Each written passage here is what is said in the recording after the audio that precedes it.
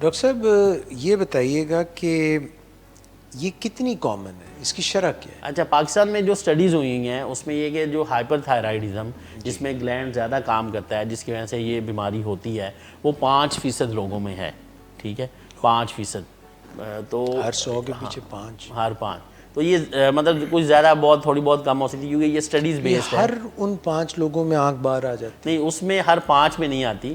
ان میں سے 20 سے 25% لوگوں میں کم از کم جو ہے وہ آنکھوں کے مسائل ہو سکتے ہیں. ان 5% میں سے 75% کو یہ مسئلہ نہیں ہوگا، لیکن 20 سے 25% لوگوں کو یہ بیماری ہو سکتی ہے. اور یہ بیماری مختلف جو ہے وہ نوعیت کی ہو سکتی ہے.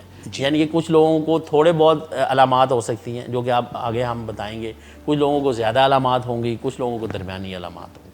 وجوہات کیا ہیں رسک فیکٹرز کی؟ اچھا، رسک فیکٹر اس میں جو ہمارے ہاں ایک تو یہ ہے کہ جینیٹکس. کچھ لوگ یہ کہتے ہیں کہ موروثی ہوتی ہے، یعنی کہ خاندان میں اگر تھائرائڈ کی بیماری چل رہی ہے اور کسی ایک کو خاندان میں فرض کریں کہ اس کو آنکھ کی بیماری ہوئی، تو وہ کہتے ہیں کہ جو باقی اگر خاندان کے کسی فرد کو ایسی بیماری ہوتی ہے جس میں آنکھ بھی انوالو ہو جائے گی تھائرائڈ کی، تو اس میں چانس ہوگا. دوسرا یہ کہ یہ فیمیل میں زیادہ ہوتی ہے، مردوں سے زیادہ ہوتی ہے. ٹھیک ہے، کچھ بکس لکھتی ہیں وہ 8:1 ہوتی ہے، یعنی کہ 8 فیمیل سے 1 میل میں.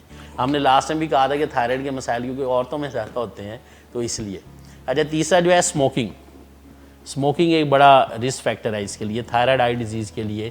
جب ہم آگے بات کریں گے علاج میں بھی تو اس میں بھی ہم بتائیں گے کہ اسموکنگ کی کتنی اہمیت ہے. ٹھیک ہے، کچھ اور فیکٹرز ہیں جیسے اسٹریس لیول ہے، ایڈوانسنگ ایج ہے. ٹھیک ہے، تو یہ سارے فیکٹرز مل کے جو ہے وہ تھائرائڈ کی آئی ڈیزیز کے لیے رسک فیکٹر کے طور پر. کس ایج میں ہوتی ہے یہ ایج ویری کرتی ہے، ڈیپینڈ کرتا ہے. 40s میں بھی ہوتی ہے پیشنٹس کو، 60s میں بھی ہو سکتی ہے، 70s میں بھی ہو سکتی ہے. ڈیپینڈ کرتا ہے کہ پیشنٹ کی ہائپر تھائرائڈزم کس طرح کا ہے. اس کا بیسیکلی جو جسم میں ہونے کا طریقہ ہے نا، جو کورس جسے ہم کہتے ہیں کسی بیماری کی، جو جیسے وہ لمبا عرصہ کے لیے چلے گی تو ایک کورس بنے گا. اس کا کورس بڑا ریلیپسنگ ریمیٹنگ، مطلب کبھی یہ ہوتی ہے کبھی رک جاتی ہے.